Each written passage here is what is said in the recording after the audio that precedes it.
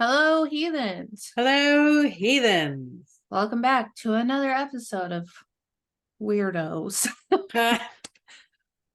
Of heathens. Of heathens. Heathens. Heathens. What are we Ah, talking about today, Cassie? marriage. Marriage. We're talking about marriage, and Nicole and I were just talking about this episode and how it is interesting how marriage isn't really talked about that much anymore. And I wanted to tell you this before, but I was like, I'll save that for the podcast. I actually saw um this woman who went into I can't remember what the study of humans is called, but she went into this and she's doing this whole thesis on Gen Z, which I think is under millennial, right? And hmm how in the future they're projecting that there will be 40% of women will be single and marriage will not be a very common thing anymore because of the work not going into the marriage, hmm which to me makes a lot of sense. But I think that what we're going to be talking about today will help it make sense because I feel like a lot of people aren't talking about marriage in a way. They're talking about relationships, right? But they're not talking about like the symbolism behind marriage. And we're going to break it down today and break down different kinds of weddings and marriage in general, like spiritual marriage as well as the 3D marrying your soul to somebody else, the kind of thing. But hmm we're going to talk about like what marriage actually means because I feel like when I was looking this up, it was really hard to do research on this one. This one was hard. I was like, God, there's only um the Christian version of it really out there, but there's so many other types of marriage. Yeah, that's probably because of our demographic, that would be the most that would come up for us. True. If we were in other parts of the world, they probably would have different things. I did not think about that. That's actually a very valid point. So the first thing I saw is that marriage means unity of the physical, mental, and spiritual planes. And that I mean that's all I could really find on marriage other than the Webster dictionary version of it is that it is a legally binding contract. Oh, that sounds very spiritual. So special. So that fills my heart with so much romance. um yeah, makes you really want to get married. Right. Right. So one of my big things on TikTok that keeps coming through. I can't remember the name of the man that's a channeler. I think his name is Daniel something, but he channels this entity called Bashar, and it's Bashar. If you guys want to look that up, it's been really heavy through the ether. hmm And I looked up what Bashar had to say on marriage and what makes a good marriage, and they were saying that it's clear communication, support, and allowing both parties in the relationship to see reflections that will allow us or allow them to become more of who they truly are. hmm And you were saying that marriage is a mirror. hmm So they were saying what I had seen is that marriage is a mirror. It's your full length mirror. So when you're single, you see this more as a reflection from the community that you're in. Hmm. That'll start to play up on like what you need to work with, kind of thing, or what you are working with, like how you're resonating and stuff like that. When you're in a relationship, when you're in a marriage, you're actually like mirroring the other person. Yeah. So this is most likely it's your, I say opposites, but like, because Rob and I feel like we're opposite, but when it comes down to it, we have these root factors that brings us together. But also, that's kind of how we like it to be. When you have two halves to make one, you want them to be, one's going to be left side, one's going to be right side. And then when you bring them together, they create a whole new being. It's both of Yeah. those energies going into one source and creating something new, Right. right? That is a great way to say that. Yeah, and I when Bashar was talking about it, and the person that was asking the question said, "Well, for them to become more of who they truly are, do you think that involves like us just being patient?" And they said, "The idea of having patience with someone is because you think you know better than them and you want them to do what you want them to do." Mhm. And I was like, "Oof, that's really true because it is just the support and the clear communication. You're just Mhm. allowing them to be who they truly are, and you're giving them the space to start moving into a space where they can feel like they are who they truly are, which you when you really like think about it and you think about you watch a couple, your best friend get into a relationship and it's this very minor, like we're getting to know each other and like I'm still gotta be pretty when I wake up in the morning and I gotta get ready for dinner at Applebee's or something. And like, all these things that like they're not truly being themselves yet. And then later on down the road, they start becoming more of who they are, and so does the other person. And it's a constant like evolution within a relationship, right? Absolutely. If it's not stagnant, yeah, it will definitely evolve over time. It has to, right? Yeah. I mean, you have to have growth in it or you end up being stagnant and nobody likes to be stagnant. Energy doesn't like to be stagnant. People don't like to be stagnant. It's not a good growth place. Yeah. So what came through when you said patient, the thing about patient is it's so funny because we use the word patient like, oh, I'm going to be patient. I'm the good, like, right? Hmm. And it's funny because what we really need to um nurture is trust. Yes. Yes. You know, Yes. like if I don't know what you're doing and I'm not willing to be your mom on this part, and nobody likes to be told what to do anyway, right? So like I have to trust the fact that you have the best like I married you for a reason to be a partner in my life, right? To help me with my dreams, my goals, also supporting you with your goals and your dreams, right? Yes. And it's a balancing act. The trust comes from like if I'm worried about say uh from my point of view, I might not think Rob's doing what he should be doing to be successful. Okay. And that's my worry, right? We're gonna Mhm. and it, you know how we can like downfall spiral with a worry, like, oh, he's not doing what he's supposed to, he's neglecting his needs and his business. And then then we're not gonna have enough money, we won't be able to buy anything, we won't have any food, we'll end up homeless. Like we can go all the way down, right? Because Yep. that's what really fuels worry, right? Yeah. Is like we go all the way to like we're going to be homeless. And it's like, okay, calm down. Like you're not going to be homeless, right?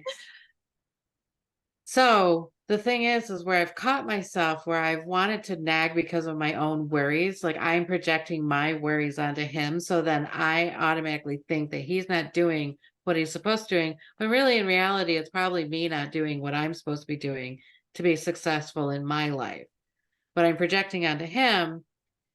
And when I found myself finding myself like stop nagging him or telling him what he needs to be doing and really trusting him as an adult, as a human being, that he has my best interests at heart too. Mhm. And that it stopped the nagging for me. So then it started these little stupid fights that we would get into, because nobody like if I tell him that he should be doing this, that doesn't create a great place for us to come together later and be like, "Oh, I wanna really spend time with you," and da da da. Because then after a while, you don't even wanna spend time with this person. Because Right. every time that you're next to them, one person feels one way and the other person feels another way. Absolutely. And I think trust is one of those big foundational building blocks to a marriage. You have to have trust. Otherwise, you can't even have the relationship to begin with. It's just going to be constant turmoil, also, I feel like the way to build that kind of trust is through clear communication, right? And through Absolutely. being open and vulnerable with each other and not having expectations on each other. And like they was said, the supporting each other. Mhm. I feel like that's where all that trust comes in of like, especially for you and Rob, because Rob is somebody who I've learned who gets very passionate about things and goes for them full force. But when Mhm. he does and it's something new, you trust him in that and you support him in that. And that to me Mhm. has shown me also what a great relationship and great marriage can look like, because it's you trust that he's done his research, you trust that he's going to know everything he needs to know about it, and you guys have good communication about it. And if you have a question about it, he can answer it. Absolutely. And I think that that all goes into that trust is like the communication and the support behind it. Well, especially it's very easy to be in love when you're first like The when you honeymoon first phase, start man. dating, right? When you first start dating, when you first get married, like when you first buy a house, like the first parts of things are very easy. Hmm. You know, after a while, after a long term being with the same person, even sharing space with the same person, there has to be some adjustments, right? Like I don't necessarily have to I can like if Rob has a certain passion, like he wants to pay his house off. That's what he wants to do. A goal in his life. To me, I don't really necessarily care about that, right? But he Hmm. does. So then I support him in fulfilling this part of his life, Yeah. right? Where like I'm super spiritual. He doesn't really understand what I'm doing, but he supports me in it anyway, right? He Right. gives me space. He actually reminds me, hey, you should go do your rituals, stuff like that in a loving way that makes it easier for me to be successful, especially when it's a routine and a ritual that I have to do every day. And, when you do things every day, there are days that you don't want to do it. Yep. And there are days that I'm on the struggle bus and I have to get up at 5 in the morning, do my things because they're important to me. And then this way I don't have to feel bad about myself later because I didn't fulfill that. Right. So it's that support of like the balance and really honoring what this person wants and needs. And also like being clear communication of your wants and needs and being very clear about, all right, well, we can you know, this one's not as important. So this isn't the hill I'm going to die on, but this is the hill he wants to die on. And that's okay. That so my grandparents have been married for 53 years, I think. And my grandma has taught me a ton as well as my grandfather has. And there's this big thing in their relationship that you were just talking about that they both treat differently, but it's the same exact concept. My grandma has always told me, pick your battles, because you're not going to die on every hill. You can't. Mm-mm, Because if you mm-mm. do, there's not even going to be a hill to die on. There's not going to No, be anything. no, And my grandpa is very much, it is what it is. I don't give a mm-hmm, shit, essentially. mm-hmm, She wants mm-hmm. to do that. She can do that. I don't give a shit. It has, Yeah, essentially, that has nothing to do with me. My grandma wants to go and do this thing, like let's just say, because they love to golf. She wants to do a golf league this night, but it's the night he's doing this. He doesn't give a shit. And it's the same yeah. energy of allowing each other to do the things that we want to do. And I'll support you, need me to take you, I'll take you. I don't care. But it's that freedom almost within the relationship with each other, where It's it's like, freedom. Yeah, it's freedom with support, yes, and I'm not going right? to fight you on this. It's like Mm-hmm, the picking the battles and allowing the freedom that has been huge in their relationship, that they taught me, that has helped me even in friendships, at even where it's like, mm-hmm, you want to go down this whole path, I'll support you, buddy. You want to do mm-hmm, that, I'll be here, I'll listen to you, I'll talk to you. And that's okay. We don't have to do the same exact things. We don't have to have the same wants and the same needs. mm-hmm. And I'm not going to fight you on it, No. you know? And I And think that's huge. where the problems arise is our own insecurities, our own jealousies, our own feelings about things. And like I've noticed it with like inside of myself with my friendships is that we get this FOMO that fear of missing out, which is a Hell big yeah. one. I get jealous, like, Mhm. and I had to really like sit back and go, well, okay, hold on. Like, why am I jealous? Right. Was I gonna go anyway? Did I want to go anyway? Right. Or is it because, like, well, you can't have other friends? Which sounds like completely ridiculous, but until you say it out loud, it eats you up inside, right? Yep. It's one of those things that really fuels in relationships, and whether they're friendships or whether they're love interests or romantic partnerships, you still see these common, like, so with relationships, it's very easy for us to point the other finger, but I have found anytime that I've pointed the other finger at somebody else, like, well, you did this to me, if I really dissected what I was saying, it was usually because I had made a mistake somewhere, or I had a wound that wasn't healed, that was being brought up, and then me projecting onto you about whatever it was, right? Right. And this is why it's so important, you guys. Like, this is why marriage has been a later on in the season kind of topic, because it is so important to be doing the work for yourself and for the people around you. To expect to have a great marriage off rip and not be doing any of the work, and you're just going to carry your battle scars from Battle other scars. your battle scars from other relationships into a new one where marriage could be a thing or is a thing, and to expect that they're just going to know that about you and they're just going to change for that instead of you Mhm. healing those scars. Again, we've talked about it like a wound. You're opening up, you're cleaning it out, and you're healing it in a way that's actually going to heal it.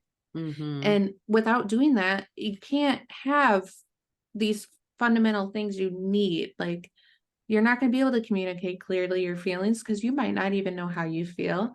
You're not going to have trust for another person if you have been traumatized into not having trust. There's like a Mhm. lot of these things that we've been talking about that relationships and marriage specifically take a lot of inner work to accomplish the end goal of having a good marriage, right? A good long Absolutely. lasting. A good long one, yeah. Yeah. Well, and I have little bits of problems about stuff. Like, I don't necessarily like how people will say, "Well, I've been married for, 35 years." And sometimes, to me, and maybe it's because this is the way they feel, sometimes to me it feels like a life sentence. Like they're using it more as like, look what I've done. I've stuck with the same person for, that doesn't necessarily mean you're happy. Yeah, it feels sometimes way more ego-y than like an actual like wholesome, like, look at us go. Like, we've actually Yeah. done this for this long. It's like the ego of it, like, well, I've survived this relationship for this long. And it's like, you I survived survived. it? Right, right. Excuse you? I'm You know what like, you just oh, said? I'm It's like, well, good for you, I guess. Like, I don't, but yeah, so I don't like that. I also believe that anybody can be married. And I would be more than willing to marry anybody. Like, I mean, not me personally, but like, I mean, yes, me personally, but like also I'm ordained and I would yeah, that's why I was like, officiate, no, but also you but personally. also me personally. Well, because I love human kindness. I love human beings, right? And I definitely, as corny as this gonna sound, I love weddings, I love love. Like I love that whole aspect and the feeling of it when two people really love. That's why I love doing weddings. Weddings are so fulfilling for me, whether I'm doing hair for it, whether I'm officiating it, whether I'm just blessing it. Like all of that stuff I love so much. Like that moment in time is so dear to me. Yeah, I really enjoy getting like brides and bridesmaids or anybody really truly ready for Wedding. the wedding. Ready for the wedding? Yeah, I enjoy it too because the energy, don't get me wrong, sometimes there's these moments of nervousness, right? But I like to be able to help that energy move through instead of halting it and sticking in it, I like to help it healthily move Yeah. through it, but there's always this excitement and this happiness, and it's like wholesome, I'm gonna cry about this movie happiness. Yeah, yeah. And it's such an awesome energy to be in and to witness, even like people you might not know that well, you're still with them in it as like us as hairdressers, makeup artists. It's such a phenomenal energy to sit in.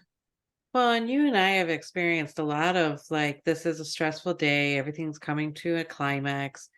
Uh and with our gifts, I feel like we can offer to people at weddings is the fact that we can move energy.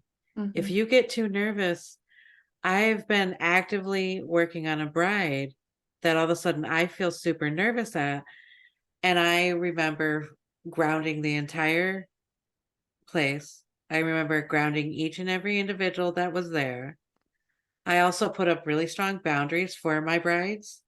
So if somebody comes at them with the wrong energy, I have no problem with telling people to back off a little bit, Also same. right? Like those are the Mhm. things that we really try to harbor on like this is a sacred day Yes. and we are going to treat it as such. Mhm. Even with Absolutely. all the hustle bustle and all that kind of stuff. And everybody can get married however they want to, right? Whether it's barefoot in the woods with like three people. I've done everything from like we went up north one time. We were camping. It was like the first year that we were camping up north with our friends and stuff.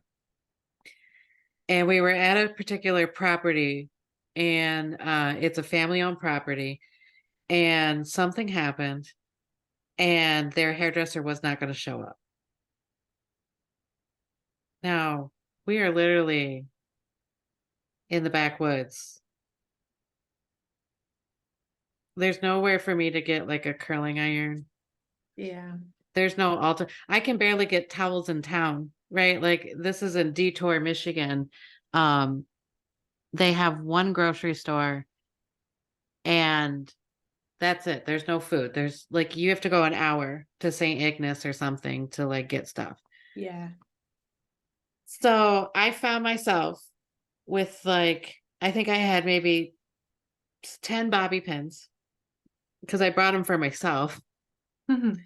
I have no curling iron, so she has an inch curling iron or maybe a half inch curling iron. It was tiny. It was like the one that was like the smallest one. Yeah. I have to curl her hair with no products. I have no products. I literally am doing like but it was so cool because it was their second wedding, even with all this debacle. Or not second wedding, it was the second time they've gotten married. Like Like a they're vow renewed renewal. like a yeah, yeah, yeah. And it was just done on their property, and it was super simple, and it was so beautiful just to have it like that. It didn't have any of the, like, I don't know, bells and whistles and all that kind of stuff. It was just this simple, homegrown 2 people renewing their vows, and I thought that was really cool. Heck yeah, man. There's so many different ways to get married, man. And like, I mean, you have done all from just signing the paperwork to literally doing the full blown shebang. So Yeah. we will definitely go into a couple traditions that I have pulled and like explain some things that happen during different types of weddings. From some of the most popular to ones you guys might not even know about that were pretty cool. Cause there is one I didn't know about. But before we go into like that kind of thing, I know Nicole wants to talk to you guys about the metaphysical like marriage, the spiritual marriage, right? Yeah, I mean, and I only am gonna brush on really the tip of the iceberg because it's really hard for me. Alchemy is so in depth. So I mean, you guys, I think we could talk a year on alchemy. Right. And they talk about the alchemical wedding. So this is kind of where your lower aspect of yourself and your higher aspect of yourself kind of come together into one. So you marry these two parts of you. And I can see too where like a lot of the conservatives get this a little bit get hung up on this whole thing about man and a woman and stuff like that. And it's not really, I don't feel like it's really that way. Like just because you love another man or if you love another woman and you're same sex or you identify as they them, it's not about that. It's about this energy that you have. We have Mhm. people that are encased in male bodies that have a really strong feminine asset of them. And this vice versa too. We have people in a feminine structure with a strong masculine energy to them. And that's what I feel marriage is really about is the balancing of those two energies, no matter how they're presenting themselves to them, right? Yeah. This is also for this is about commitment, which is something that it's hard to do because I feel in this society we're real fast. Like if it's toxic, I'm out, right? I'm not into doing the work about it. And marriage is something that you really have to go through that, or a Mhm. relationship that you're committed to. You really have to go through that and see if you can help them through it. And if not, that's when you can decide of what you want to do next or whatever, right? Absolutely. Um, so it puts us in there on enduring a little bit of hardship in the temporary, because not only are they learning, we are learning as well at the same time. So I've heard like I've brushed on the fact of like in the Gnostics, the soul is really a feminine aspect. Mhm. So I heard this thing about how we're all females. And I can see where a lot of times this all gets twisted because, obviously there's some men out there that wouldn't want to say they were female, blah, blah, blah. So I want to say just stay open with what I'm trying to say instead of getting hung up on these little aspects and these little things. So if our soul is deemed female, a feminine energy, a receptive energy, our higher self is a masculine energy. So if the divine is coming through our masculine energy into our feminine energy is what's going to hold that energy so that we can create and produce, right? Mhm. I mean, it's kind of what I've come to. Uh But also that feminine and masculine energy inside of us, the duality that we have inside of us as well. If what we're really trying to do is walk the middle path, not so much dark, not so much light into this path. I know I had a hung up on because every time I look at the scriptures, whether they were Christian, whether they were Gnostics, and with our history on feminine, masculine in the world right now, is how we've deemed the feminine dark, and that's bad because feminine is dark, it is receptive. But then we've also don't coin that to being bad and negative. So we really have to redefine the way we're looking at or looking at it in a bigger picture kind of thing instead of getting hung up on these like wounds that we've created. We have to find our way through the feminine and being more powerful at how she is. Or same thing with the masculine. So we can't degrade either one of them. It's not going to work that way. Just because the patriarch has kept us down as feminine, it's not right for us to switch that flip or flip that switch over and then do the same thing to the masculine. It doesn't work that way. You're just creating the same energy you are projecting now what was done to you onto the other ones, right? And we all Mhm. know that like two wrongs don't make a right. And no matter how much I punish somebody for disrespecting my femininity, it's never going to it's not going to change their mind. There's no way, like, there's not a way that I can yell at somebody else and change their mind to respect women in a way, right? They just Right. hide it. They just hide it. That's all they do. Um, they're they have to go through their own process on finding why they need to treat the other aspect that way. Mhm. And we're seeing a big shift right now. So I mean, like, I know it's hot and heavy now. I feel like we are moving through it. But it's that balance between those two that make it peaceful, I guess. Yeah, that's a really big topic in and of its own, isn't it? Just like Mhm. the alchemical marriage, because there's so many layers to it in the way of like it's not as simple as you gave it to us, which I appreciate that you made that as simple as you could, because that was pretty understandable. Because honestly, you guys, alchemy, the alchemical marriage, all the ladder, all of it, it's really big topics, but it is that middle path, like you said. It's the walking the middle path, it's getting to the middle path, and it's a good way to do it. It's a lot to learn.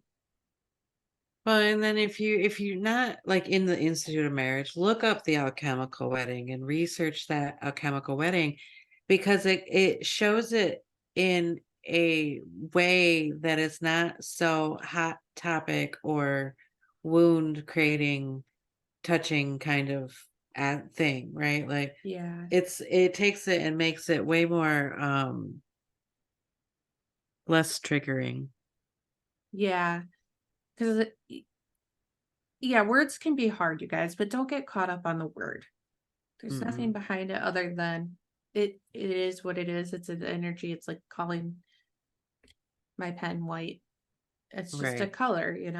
So it's kind of like the same thing. But yeah, that I'm gonna look that up now too, because I'm like, oh, are we gonna have to do a whole episode on that? I think so. Oh, well, probably. Yeah, I was thinking that too.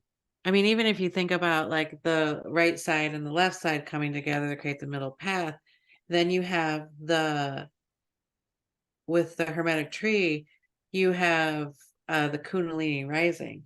That passion, that fire, like when we have sex and we have babies, like that passion, that fire creates the seed that like grows and nurture that being, and that being is the perfect balance between those two energies. Hmm. And that's my TED talk. I don't Thanks for coming to our TED Talk. Goodbye. know. I mean, that's what I found so far about it. Like I said, there are people that like literally spend lifetimes researching it, and I'm, Yeah, you and know, yeah, infant. I'm researching a it, learning it. toddler. He is fetus. Right. I'm over here like, oh, smashed.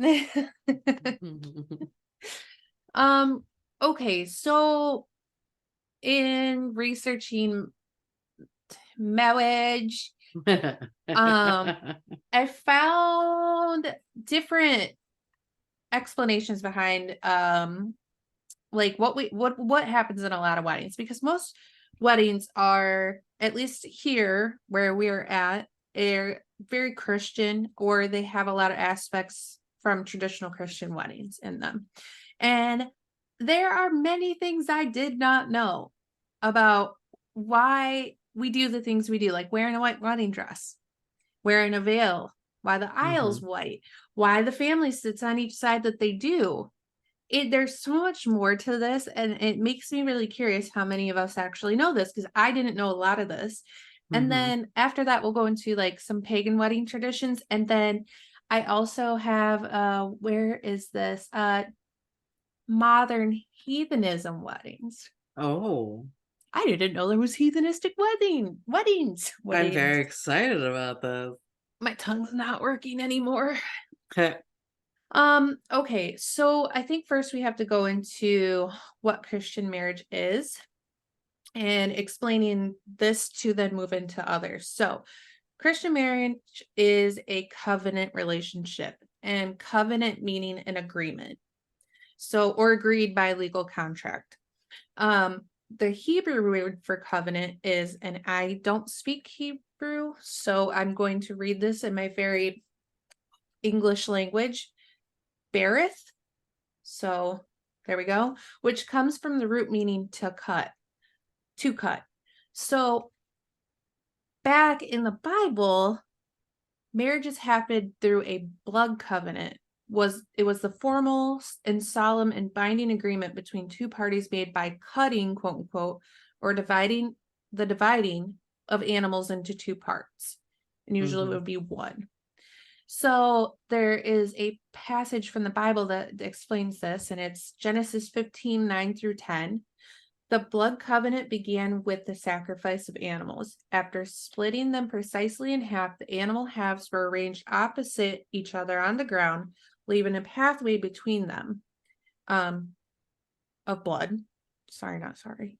The two parties making the covenant would walk from either end of the path, meeting in the middle. Okay.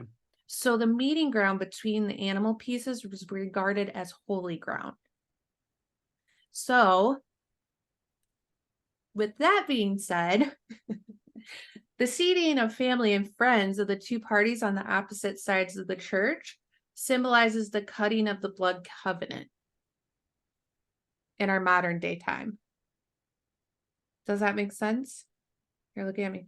So, you know how the animals were cut into two? Uh-huh. The family sits on either side to resemble and symbolize the cutting of the blood covenant, meaning the animal Oh, being oh, okay. split to Yeah, each yeah. side, right?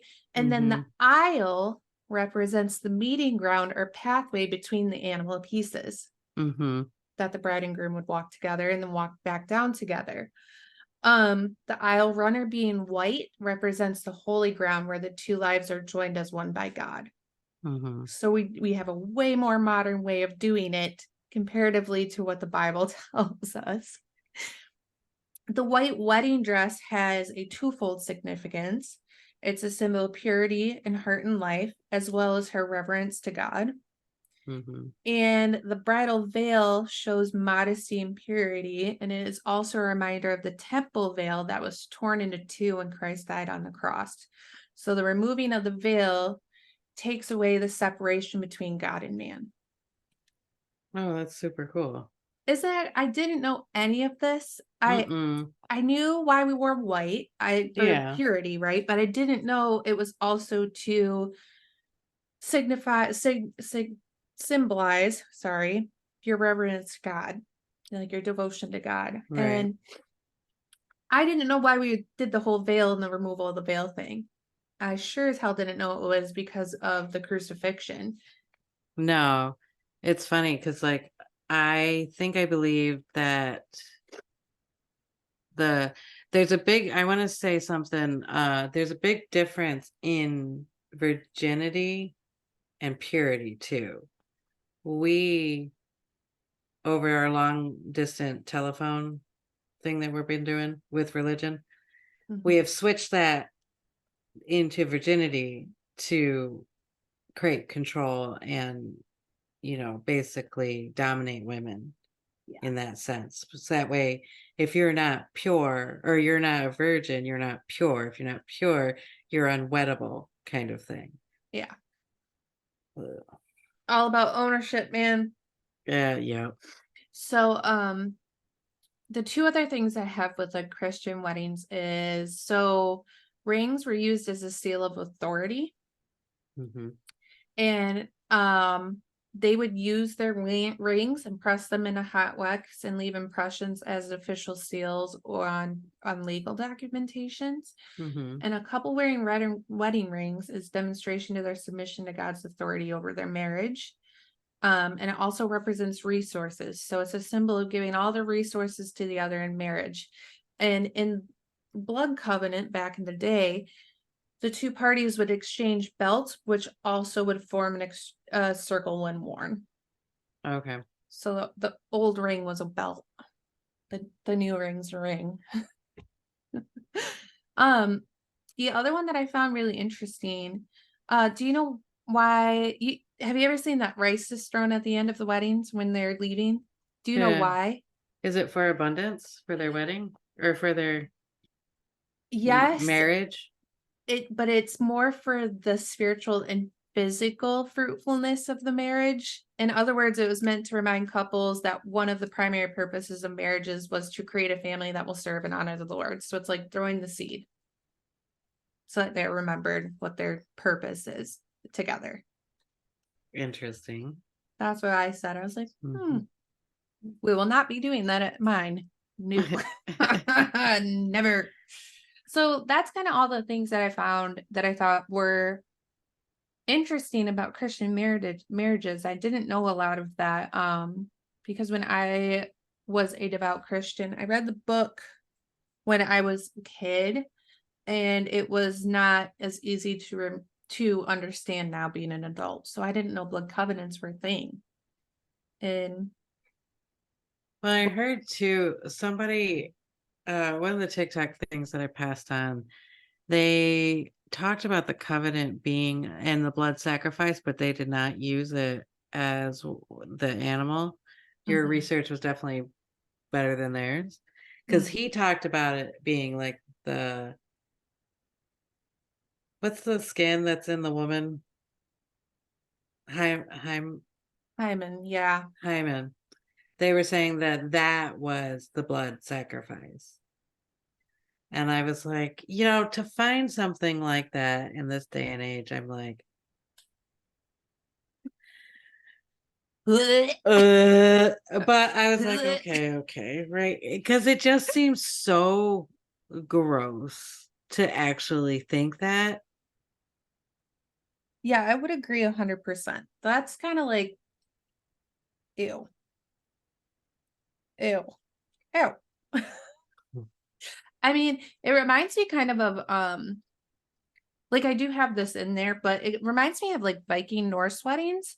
Because there would be Hmm. like big feasts for many days, and there would be the hunting and all that. You even see that in medieval times, right? There was like, an Hmm. animal, all that stuff. But um that's what it reminded me of, and it was like, wow, this is from the which one? Which Bible? Right, right. um okay, so moving on from that, I found some pagan traditions of marriage that I would like to talk about because I want I wanted to bring light to the fact that there are more types of weddings and traditions that you can do, and there are things that you can do that could make it feel very tailored to you. And I also wanted to bring up that Nicole has done a really good job.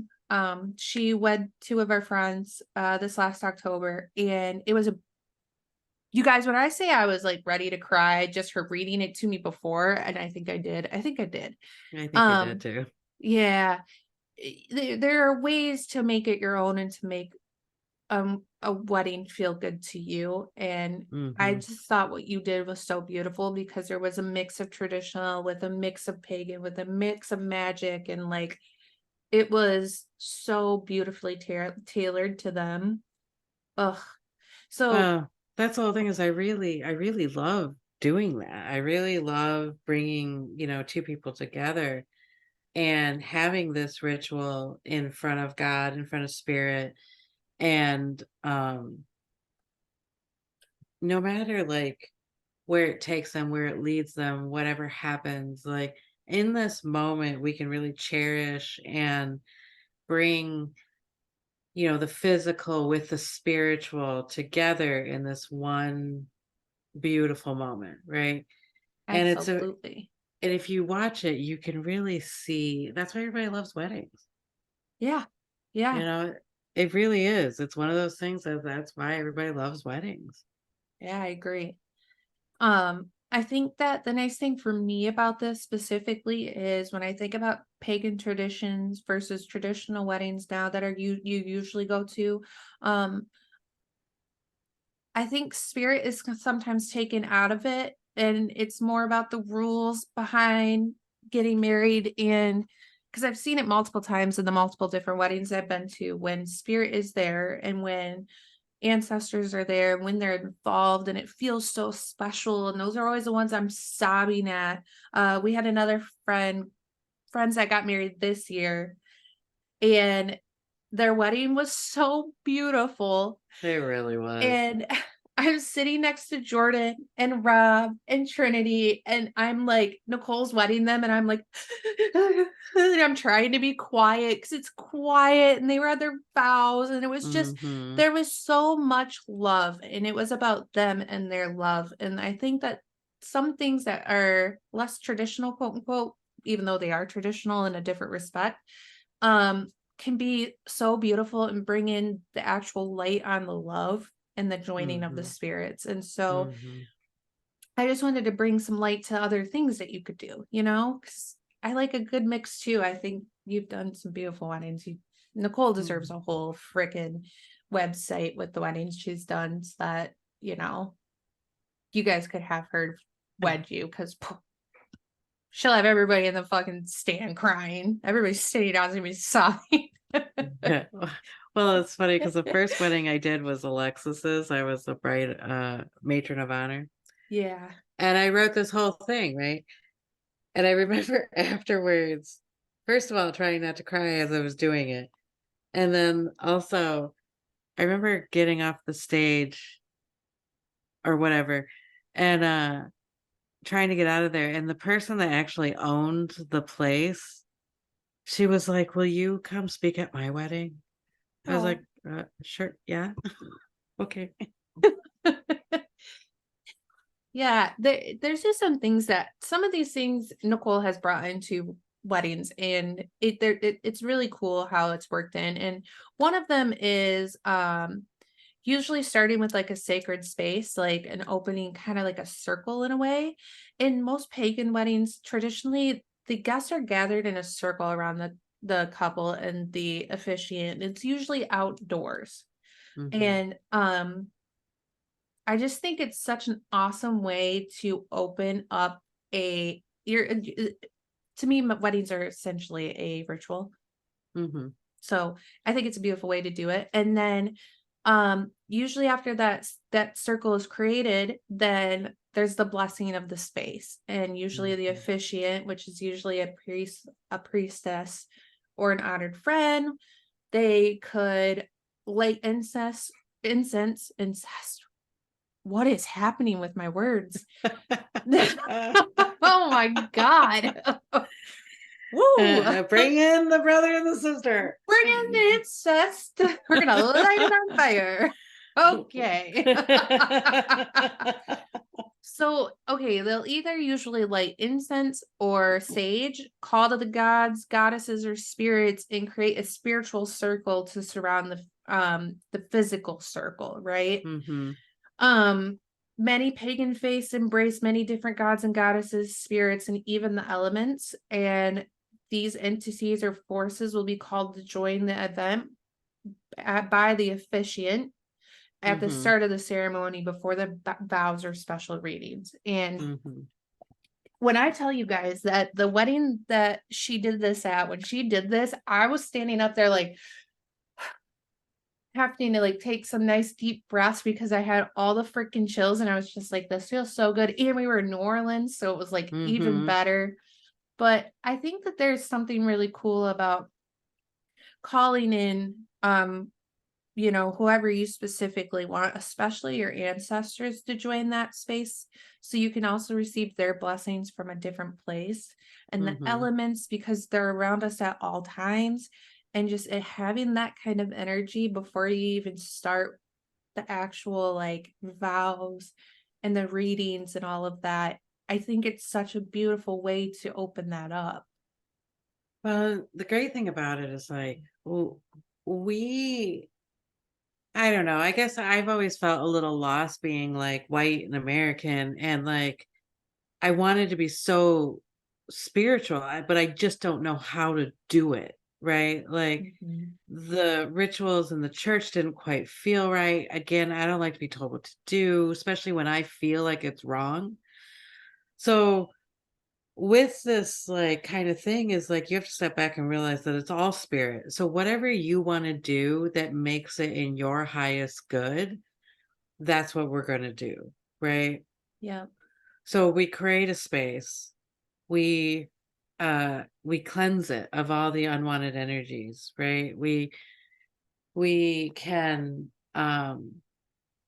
call upon energies that are greater than ourselves to help us, you know, work through this union for the longevity of it. And if we I feel like as soon as we get rid of that, it's going to be superficial, or it's not going to have any substance to it because it's just words at that point, right? Exactly. It's like listening to a lecture as opposed to feeling it in your soul what somebody's saying.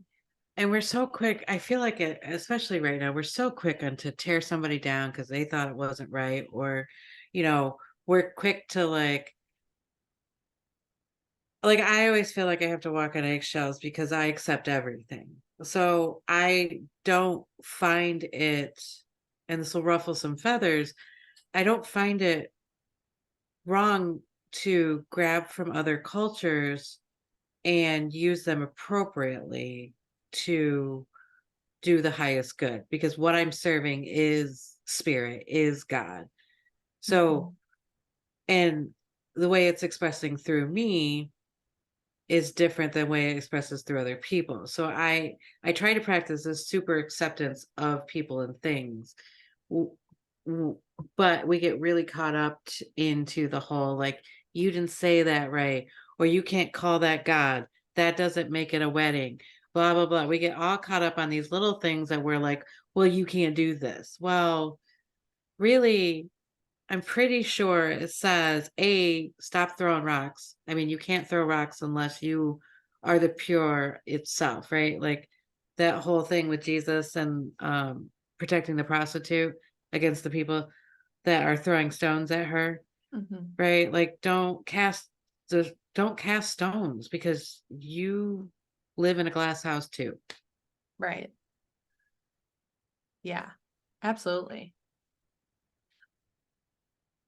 That's all I So, got. I don't. oh, That's all okay. I got. I don't know. That's okay. Right. That was I was good. It like, needed to be said. So, along with these weddings, usually when all that's done, usually at a pagan wedding, there's an altar as well. And it's filled with meaningful items. There could be candles, incense, ceremonial wine, and it might be placed near the officiant. And some of these items could be used in a unity ritual by the couple and or offered to the spirits that are there in the during the wedding as well. hmm Most modern pagans choose a traditional hand fasting with also with the exchange of rings. There it is. And then poem songs, theatrical performances, and stories are often done during the wedding. These joyful readings are given by the officiant, sometimes by guests, and usually pagan weddings last a little bit longer. It's more of a ceremony, more of that hmm ceremony that you get when you go for like to something pagan, you know? Right. So I love the idea of hand fasting, and hand tying, whatever you would like to call it. I think it's traditionally called the hand fasting. And so I wanted to really quickly go over what that is. Um, so many view it as a ritual of betrothal and part of the year and a day custom. So during hand fasting, a priest or the priestess or the honored guest will tie a decorative rope or ribbon around the two lovers' hands, wrists, and forearms while offering a blessing and uniting the two spiritually. hmm And I think it's so beautiful. And they make such beautiful like ribbons for these, and like people are out there hmm making gorgeous hand tied, hand created things for this. And I'm just like, oh, it's so beautiful, like to do the symbolism other than just the ring as well. hmm Um, so yeah, there's also modern heathenism weddings. So just to go over, heathenism is the worship of and relationship to pre-Christian Germanic, Norse, Viking spirits, gods and goddesses, and there's also a connection to honored um ancestors. Usually heathens have a great deep appreciation for family and interact with the spirit of the earth as well. So it's like kind of encompassing all of it, right? hmm So in most modern heathenistic weddings, they follow Viking wedding rituals, such as having it be lasting for several days and nights. There's feasting, there's storytelling, there's throat singing, drinking, calling to the ancestors and spirits to honor them and asking for blessings. And in some cases, there's even blood rituals that involve small cuts on the bride or groom's hands, and then it's connected through blood. Mhm. I thought that was so cool. That is cool.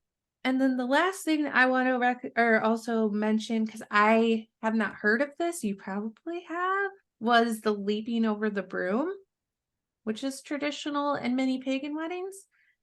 I think I've seen it or heard it, but I have not researched that. Yeah. So brooms are a symbolic part of the old world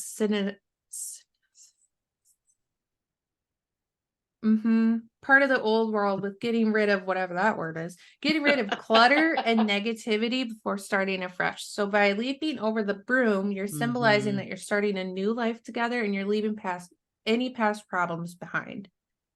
That's really cool. I love that. I was like, that's so cool. All Do these, you keep the broom or do you just bring a broom? I thought about that too. And in my head, what I was thinking, I don't know what the actual answer is to this, but when I was thinking about it, I was like, it'd be awesome to make the broom as a couple because you're symbolizing that even further. And then keeping the broom in your house as a as something that you both have put your energy into for your house Mhm. and for your like relationship, and then you jump over it to symbolize that leaving everything in the past or starting with a fresh marriage, we're starting to move in this Mhm. way. I just thought it would be cool to keep it in your house as a symbol of what you did. I agree. I think it'd be great to put your energy into it and then use it and then keep it. It's a great thing. Because Yeah. God, there's so much energy going into creating it with two of you doing it together and working together. Like talk about the symbolization because as soon as you start working with somebody on a project, you can tell whether it's gonna go good or Yeah. not. Just go to IKEA, get a bed frame, a Uh-huh. freaking dress or A something. dresser, That is yeah. the ultimate test of how you're gonna do well together building something.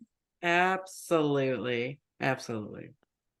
Yeah, you're right. That it's I like that one a lot because I was like, what a cool thing that you could make together. You could both use it, keep that energy flowing together and like also have that memory of like what you did and like what you started with that.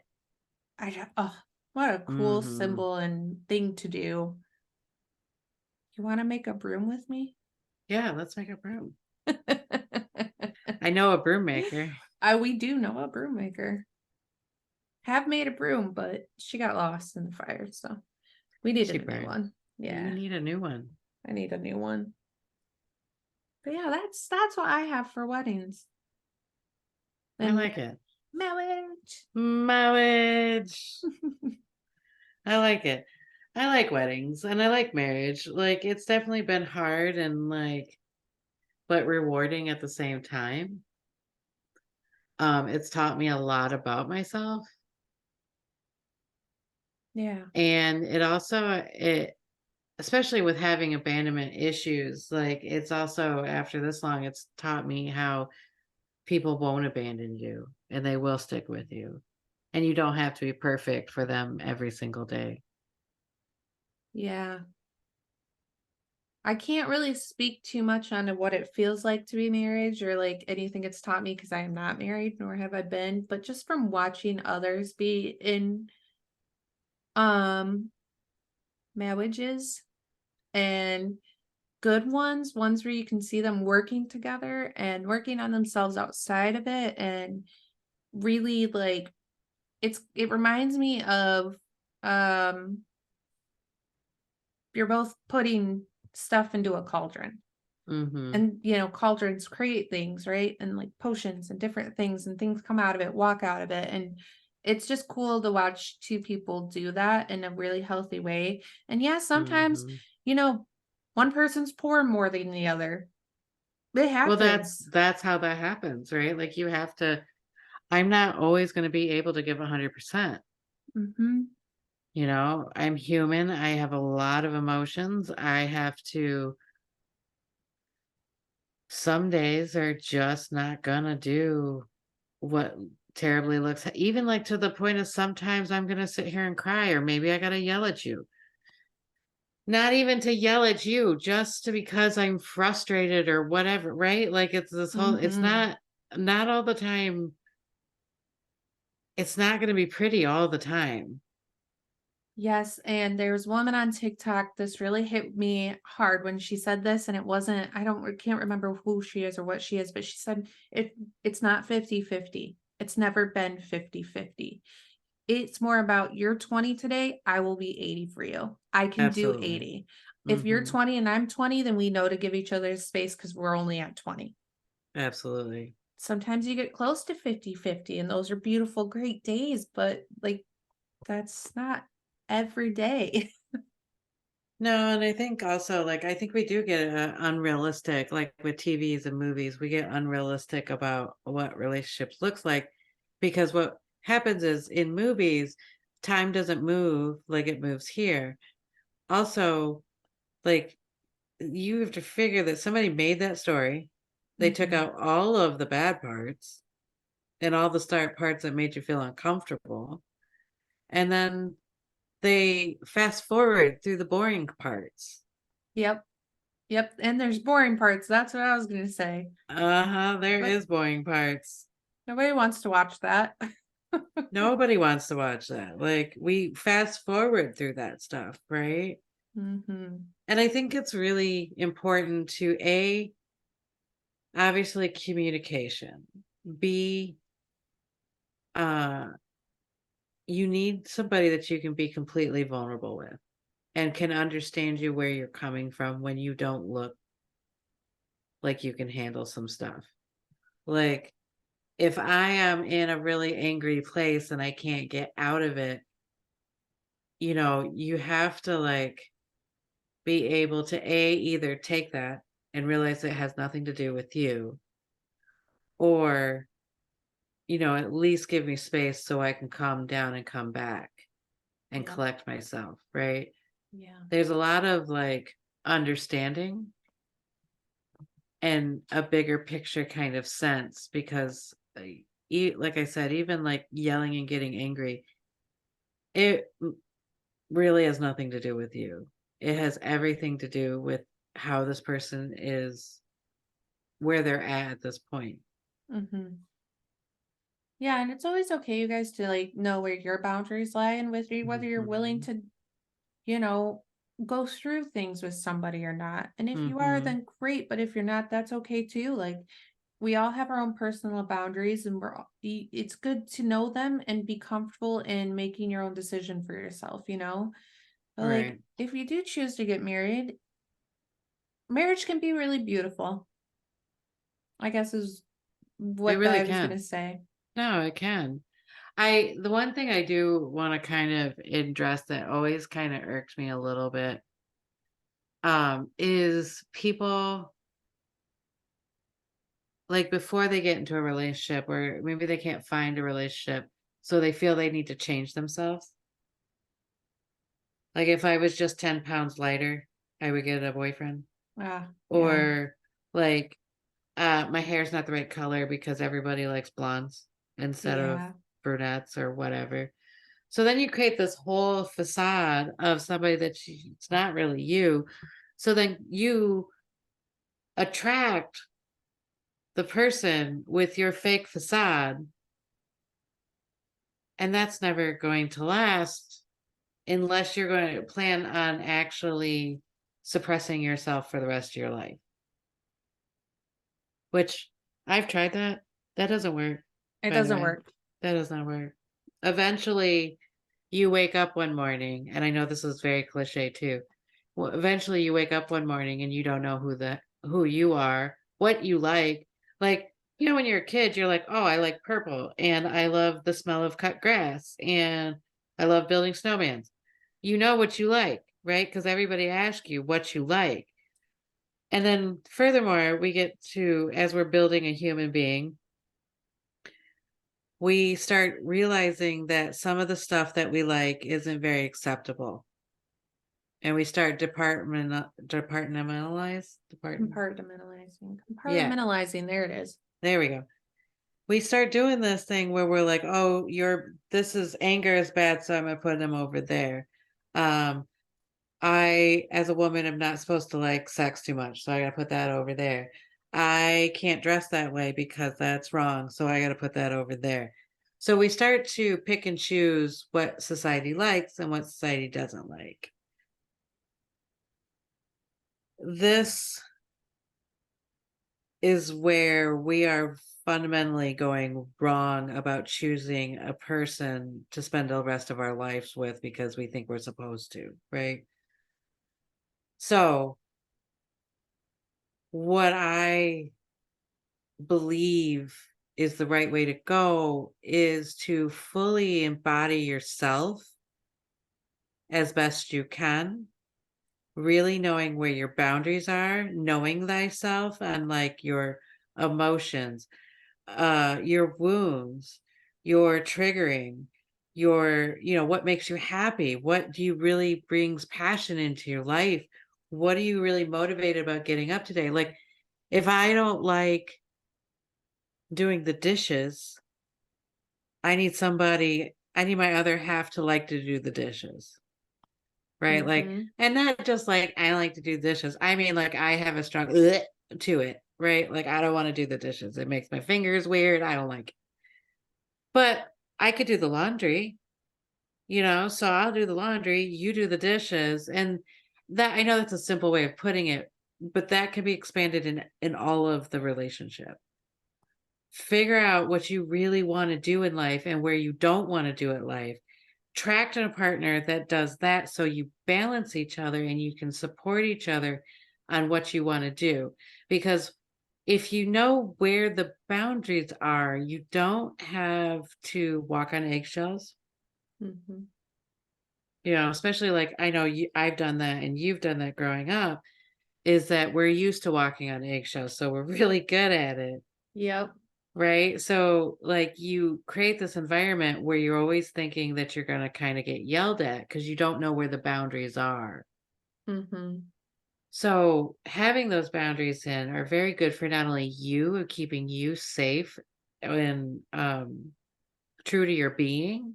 So you feel better about yourself, but it's also really respectful for your partner because then Mhm. they know, okay, like if I don't like cheating or like you having sex with somebody else, that's a really strong trigger for me.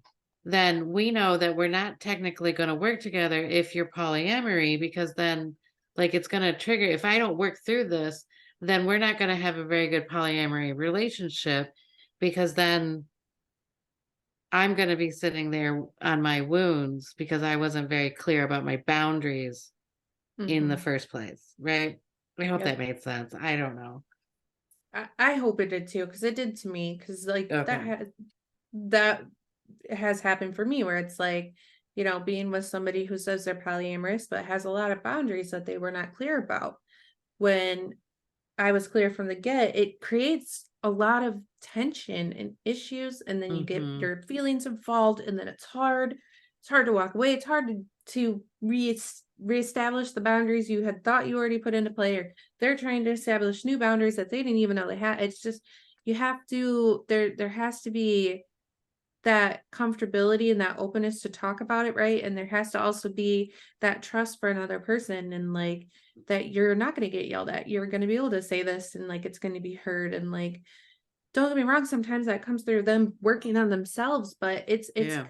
there has to be a lot of give and take in relationships, and there has to be comfortability and trust, and you have to feel very comfortable being yourself, or it's not going to last very long. Because if you're not comfortable in who you are and being yourself, and you feel like you're constantly being judged, that facade can only go on for so long before you get sick and fucking tired of it, for being honest, Yeah, right? absolutely. Absolutely. Well, and that aspect, you have to really look at why you want to fight. Mm-hmm. Because if you're still continuing to do this and you continue to like pull up this thing, like you're fighting, but then you're complaining about the fighting, but you still are still there. So then you got to figure out, is this serving me in the right way? Or is it refilling a wound that I have that I need to replay in my life? That's why these guys are mirrors for us, is because we can really like step back and go, okay, I don't like this. Why don't I like it? Why does this keep coming up? Why does this pattern keep showing itself to me? Because then we can really figure out and get to the core thing. And the great thing about getting to the core and really understanding where these are coming from, where these triggers are coming from, helps us in every aspect of our lives. Mhm.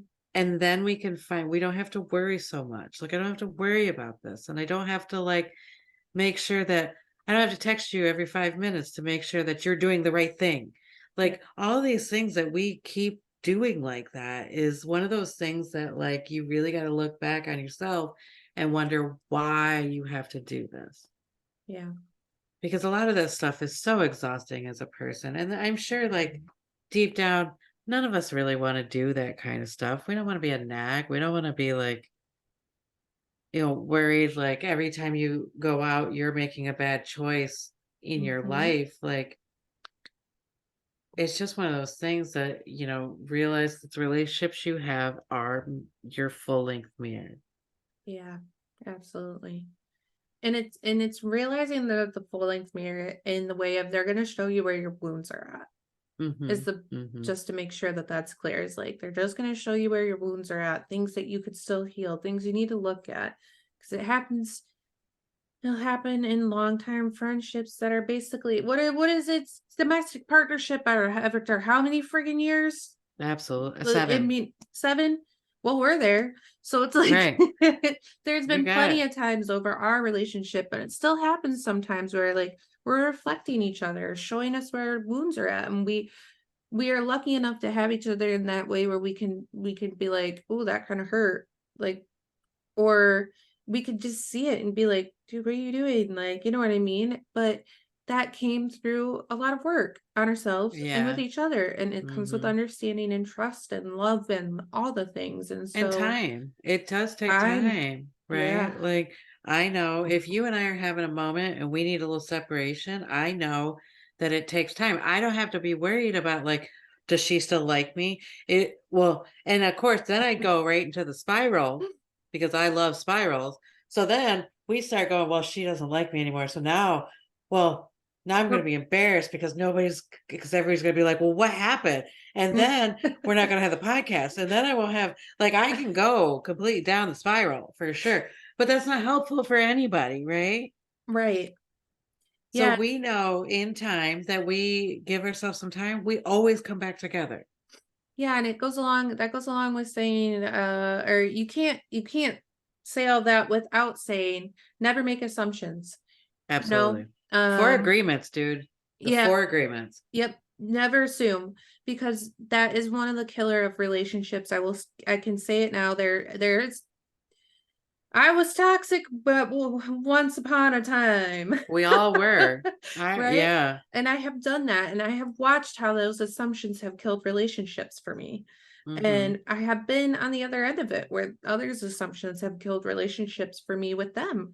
And it never assume.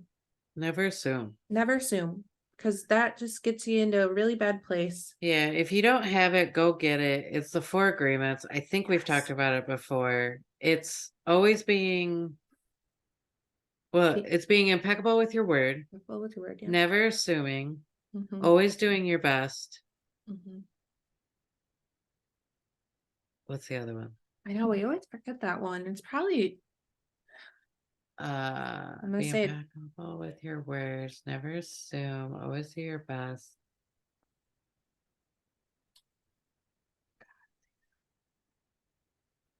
Be impeccable with your word. Don't take anything personally. Don't Don't take anything personally, don't make which is assumptions, do your best. basically right. I always, every which one I forget about, I'm like, oh, that's apparently what I need to work on now. Yeah, sometimes that is the biggest one I need to work on, is not taking things personally, because sometimes, I like to live with my victimhood. We've talked about this. It's a pub. Or no, I'm sorry. It's a what was it? A tea shop, coffee shop, something. I don't know. The But tea, because we're spilling the tea. that's the one that sometimes I have to work on the most. Hmm. Absolutely. But yeah, read the It- 4 agreements. That'll help with all your relationships, including if you're in a marriage, that'll help with your marriage. mhm. Because I could tell you that anytime that you're pointing your finger at your partner, it's not about your partner. Well, I have dyslexia because of you, so Yeah, yeah. It wasn't the fact that we were the same energy. what if I point it at myself? Does it reverse and go back to you? It's not Uno. This is not a reverse card. What is it? What's that old stupid saying we said as kids of whatever you say Oh, what's it? bounces off of me and comes back to you and sticks to you like glue or something like that. I can't remember it exactly. But that's what that made me reminded me of. Sticks and stones may break my bones, but no, not that one. I was like, whoa, no. Oh, what was that one? I don't know. I can't remember. But I'm yes. rubber and you're glue. Oh, Whatever you glue. say bounces off me and comes back to you. Oh, oh, that just got pulled out of that old memory bank. Back there past all the esoteric shit. It was like, oh, there it is. Yep. We had to they were working really hard filing through the cabinets for that There. one. They were like, we got it. It's here. Get it to It's her. here. Run it. Oh man. Yep, that's the way our brains work. Yeah. Well, hopefully this helps you with your love and marriage. Um, Yeah. I whether also you want hope to get married, whether you don't want to get married, up to you, dude. Up to you.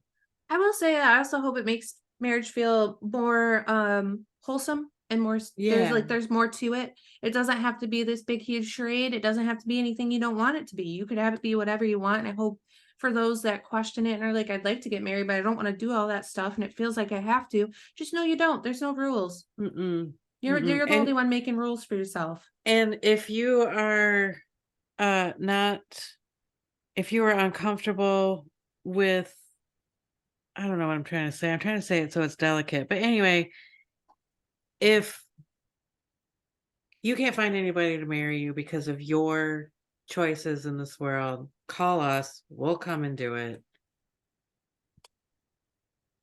Yes. I will Yeah, not do the actual officiating, but I will be there to help plan everything and get it all perfect for you.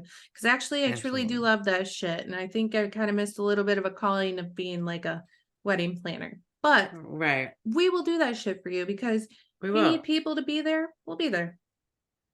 We'll be there for you. Hell yeah. Hmm.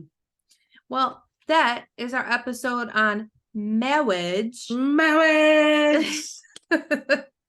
And our next episode will be all about meditation. So, Oh, oh, yeah, it's going to be a big one. It's going to be a lot. So, make sure you guys are prepared for that one. oh, meditation. We love it. Bye, Okay, we'll see you guys later. Bye heathens. bye.